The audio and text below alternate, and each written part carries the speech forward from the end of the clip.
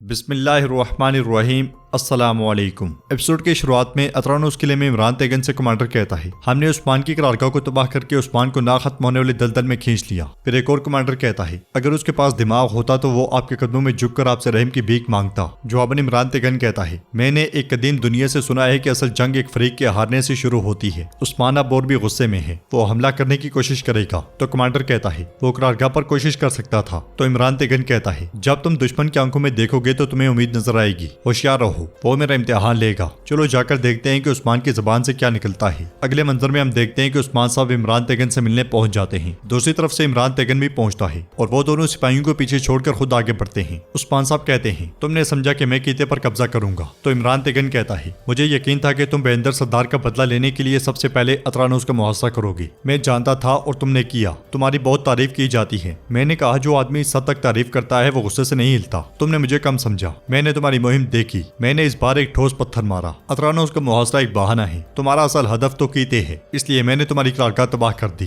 تم کسی تعریف کے مستحق نہیں ہو عثمان۔ جواباً عثمان صاحب کہتے ہیں، اطرانوس اب بھی محاصرے میں ہے، بتاؤ تمہیں میرے ہاتھ سے کون بچائے گا؟ شکست کے بعد مجھے قلعے میں نقصان اٹھانا پڑا۔ یہ سن کر عمران تیغن پوچھتا ہے، کیا تم واقعی ایسا کرنے کی ہمت کرو گے؟ مجھے ایسا نہیں لگتا، یہ سب قلعے ہمیشہ میرے رہیں گے۔ اطرانوس بھی یہی ہے اور میں بھی یہی ہوں، آؤ اور لے لو عثمان۔ یہ کہتے ساتھ ہی وہ جانے کے لیے پلٹتا ہے تو عثمان صاحب کہتے ہیں، ہم نہ اپنے دوستوں کو بولتے ہیں اور نہ دشمنوں کو، تمہارا قلعہ اور تمہارا سر بذات خود اتاروں گا، ابھی تھوڑا صبر رکھو بس۔ اس کے ساتھ ہی عمران تیغن چلا جاتا ہے۔ ادھر جنگل میں بالا خاتون خواتین کے ساتھ گات لگائے بیٹھی ہوتی ہیں۔ اس لیے میں بازنطینی سپاہی ترک خواتین کو قیدی بنائے ہوئے وہاں پہنچتے ہیں اور خان بھی ایک طرف سپاہیوں کے ساتھ کھڑا ہوتا ہے اور انہیں دیکھ کر کہتا ہے، تمہارا ہمارے وطن میں تراندازی کرنا، ہم تمہیں پشیمان کریں گے۔ اس کے ساتھ ہی وہ جیسے ہی خواتین کے پاس پہنچتے ہیں تو بالا خاتون کے اشارے پر خواتین ان کے سامنے آ کر تیر برسا دیتی ہیں۔ حملہ ہوتے ساتھی اور خان بھی اپنے ساتھیوں کے ساتھ باہر آ جاتا ہے اور بازنطینی سپاہیوں پر ٹوٹ پڑتا ہے۔ لڑائی میں الچم خاتون بھی بڑی بہادری کے ساتھ لڑ رہی ہوتی ہیں۔ وہ سب مل کر بازنطینیوں کو کاٹتے ہی چلے جاتے ہیں۔ یہ لڑائی دیکھ کر قیدی خواتین بہت ڈر جاتی ہیں اور کونور ان کے پاس آ کر کہتا ہے، فکر نہ کرو، کوئی تمہیں نقصان نہیں پہنچائے گا، ہمارے سپاہی تمہیں اپنے وطن لے جائیں گے۔ پھر ایک خاتون سے پوچھتا ہے، آپ کا وطن کہاں ہے؟ مگر وہ خاتون کان کی طرف اشارہ کر کے یہ بتاتی ہے کہ وہ سن نہیں پاتی۔ یہ دیکھ کر کونور کہتا ہے، سن بھی نہیں پاتی اور بات بھی نہیں کر رہی۔ اس کے ساتھ ہی وہ سب ان کی رسیاں کھولنے لگ جاتے ہیں اور کچھ دیر کے بعد تمام بازنطینی سپاہی جہنم واصل کر دیے جاتے ہیں۔ بالا خاتون الچم خاتون سے کہتی ہیں، بڑی مہارت سے تلوار چلاتی ہے ماشاءاللہ۔ جواباً الچم خاتون کہتی ہیں، آپ سے تو بہتر نہیں بالا خاتون، آپ جانتی ہیں کہ کئی خواتین مردوں سے کم نہیں، جنگ میں بھی نہیں اور سیاست میں بھی نہیں۔ یہ سن کر ارحان پوچھتا ہے، اس قدر مہارت سے تلوار چلانا کسے سیکھا الچم خاتون؟ تو الچم خاتون کہتی ہیں، منگولوں کا خطرہ جو تھا ہماری پرورش محلات میں نہیں ہوئی۔ مشرق میں جو اپنی تلوار کو اچھی طرح استعمال نہیں کرتا وہ اپنی جان سے اس کی قیمت ادا کرتا ہے۔ جبکہ کونور اس خاتون کو لے کر بالا خاتون کے پاس آتا ہے اور کہتا ہے، یہ خاتون گونگی ہے، نہ سن رہی ہے نہ بات کر رہی ہے۔ تو الچم خاتون کہتی ہیں، یہ خاتون اپنے راستے نہیں جا سکے گی، اسے درمیان میں نہ چھوڑیں۔ جواب میں بالا خاتون کہتی ہیں، بالکل ہم اسے ایسے نہیں چھوڑ دیں گے الچم خاتون، ہم اسے یعنی شہر لے کر جائیں گے۔ تو کونور کہتا ہے، آپ درست کہہ رہی ہیں بالا خاتون، ورنہ کافر سے مار دیں گے۔ اس کے ساتھ ہی بالا خاتون دوسری خواتین کے پاس جا کر ان کا حال احوال پوچھتی ہیں اور پھر کہتی ہیں، اب آپ آزاد ہیں، اپنے وطن چلی جائیں، ہمارے جنگجو اور بہنیں آپ کی مدد کریں گے۔ یہ سنتے ساتھ ہی خواتین خوشی خوشی آگے بڑھ جاتی ہیں اور بالا خاتون باقی سب سے کہتی ہیں، ہم بچھو کے سوراخ میں داخل ہوں گے۔ تو الچم کہتی ہے، یہ آسان نہیں ہوگا لیکن ہم اپنی جان بھی قربان کرنے کے لیے تیار ہیں۔ بالا خاتون کہتی ہیں، مشکل جنگیں خوبصورت فتوحات لاتی ہیں الچم خاتون۔ اس کے ساتھ ہی وہ سب وہاں سے پلٹ جاتے ہیں۔ قلعے کے قریب عثمان صاحب کی قرارگاہ بالکل تباہ ہو چکی ہوتی ہے اور وہ سپاہیوں کے ساتھ قرارگاہ کا معائنہ کر رہے ہوتے ہیں۔ منجنیقوں سے لے کر ہر ایک ہتھیار جل کر راکھ ہو چکا ہوتا ہے۔ عثمان صاحب کہتے ہیں، ہر جگہ جلا ڈالی، تمام تر تیاریوں پر پانی پھیر دیا، لیکن ہمارا رب ہمیں ایک شاندار فتح کی خوشخبری سے نوازے گا۔ شہداء کی تدفین کریں، سب زخمیوں کے زخم کا خیال رکھیں۔ یہ سن کر برہان پوچھتا ہے،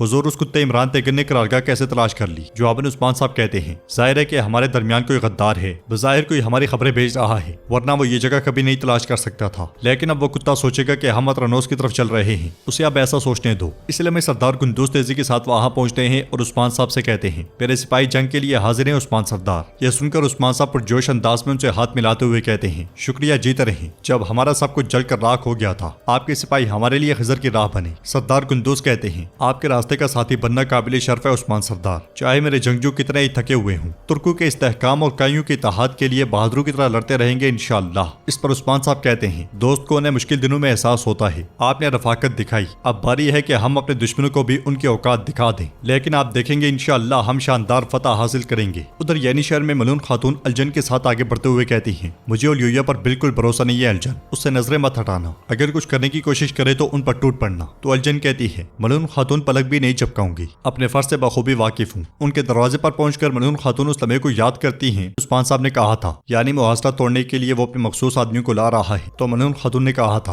और ओलिया खातून ऐसा ही कह रही थी, चाहे ये उरहान की बात के मुतरादिफ है, लेकिन मुझे नहीं मालूम कि उसके दिमाग में क्या है। जवाबन उस्मान साहब ने कहा था, हम जरूर समझ लेंगे उसे, लेकिन मैं देख रहा हूँ कि तुम्हारा दिमाग उलझाने वाली होलोफेरा है। तो मलून खातून ने कहा था, वो यहाँ आई और हमसे मदद की दरख्वास्त की, गोया ये सब कुछ उरहान की मोहब्बत हासिल करने के लिए था। मुझे बिल्कुल सुकून नहीं उस्मान, अगर उरहान ना होता तो मैं कभी भी इस तरह की बात पर राजी ना होती। तो उस्मान साहब ने कहा था, उनसे नजरें मत हटाओ, उनके उठाए गए हर कदम का इल्म होना चाहिए हमें, किसी से बात नहीं करेंगे, अगर इसमें कोई खेल है उसे भी तलाश कर लेंगे। इस ख्याल के बाद मलून खातून इजाजत लेकर कमरे में दाखिल हो जाती हैं और देखती हैं कि उन तीनों ने तुर्क लिबास पहना होता है। ये देखकर मलून खातून कहती हैं, तो तुम्हें हमारे लिबास में मलबूस देखना भी हमारे नसीब में था। जवाबन ओलिया कहती है, मलून खातून इंसान सब कुछ कर सकता है, एक रात में सब कुछ उलट सकता है। तो मलून खातून कहती हैं, जी हाँ ये जरूर है, लेकिन मैसूर महल से बाहर निकलने में कामयाब होना हर कोई नहीं कर सकता ओलिया खातून, इस वजह से मेरा दिमाग उलझ रहा है। जब इमरान तेगन आप दोनों को मारने ही वाला था, फिर आप खुद ही महल से फरार होने में कैसे कामयाब हुई। जवाबन ओलिया कहती है, मैंने सालों उस किले पर हुकूमत की है, मेरा एक वफादार कमांडर है, उसने मदद की। एक खाली जगह है जहाँ हम महल का कचरा जमा करते हैं, हम वहाँ से फरार हुए, वरना महल के दरवाजे से सिर्फ हमारी 2 लाशें ही निकल सकती थी। ये सुनकर मलून खातून पूछती हैं, ठीक है, मगर क्या आप इत्तेहाद नहीं कर रहे थे? मजीद ये कि बाज़ंतीनी जिल्लात को हमारे सर पर मुसल्लत करने वाली आप ही नहीं थी? होलोफेरा तुमने उरहान से ऐसा ही कहा था ना? तो होलोफेरा कहती है, हाँ मैंने कहा था, खाला ने उसे बुलाया था। मलून खातून पूछती हैं, अब वो आदमी आप दोनों को क्यों मारना चाहता है, जबकि वो आप ही की बदौलत सरहदी इलाकों में है? तो ओलिया कहती है, इमरान तेगन एक शैतान है, मुझसे गलती हुई, अपने जिल्लात को खुद ही बुलाया। यह सुनकर मलून खातून कहती हैं, आप खुशकिस्मत हैं, जिल्लात का फंदा आपके गले में लगता उससे कबल आप गफलत की नींद से बेदार हो गए। तो ओलिया कहती है, माजी में जो कुछ हुआ उसे बोलकर उस्मान सरदार से मुआहिदा करना चाहूंगी। उस्मान सरदार हमारे दुश्मन होते हुए भी हमदर्दी से पेश आई। इसके साथ ही मलून खातून कमरे से बाहर आती हैं और आगे बढ़ते हुए खुद से कहती हैं, आप बहुत नाजुक वक्त पर आए, मुझे उम्मीद है कि आप मुझे मायूस नहीं करेंगी होलोफेरा। कमरे के अंदर होलोफेरा उस लम्हे को याद करती है जब उसने उरहान से कहा था, कितना अजीब है ना, तुम मेरे किले का मुहासरा करने जाओ और मैं तुम्हारे घर में पनाह लूं। तो उरहान ने कहा था, ये तुम्हारा भी घर है होलोफेरा, मेरा घर तुम्हारा घर है। जवाब में होलोफेरा ने कहा था, तुम्हारे सिवा मेरे पास जाने को कोई नहीं। उसे परेशान देखकर उरहान ने उसका हाथ अपने दिल पर रखते हुए कहा था, होलोफेरा यहाँ के वाहिद मालिक तुम हो, चाहे जो भी देखा हो या जो भी सुना हो, बस यहाँ के मालिक तुम हो, ये याद रखना, मेरा दिल सिर्फ तुम्हारा है। तो नाज़रीन, इसके साथ ही एपिसोड भी इख्तिताम पजीर होती है। अगर आपको वीडियो पसंद आए तो वीडियो को लाइक करें, चैनल को सब्सक्राइब करें और बेल आइकन पर लाजमी से क्लिक कर दें।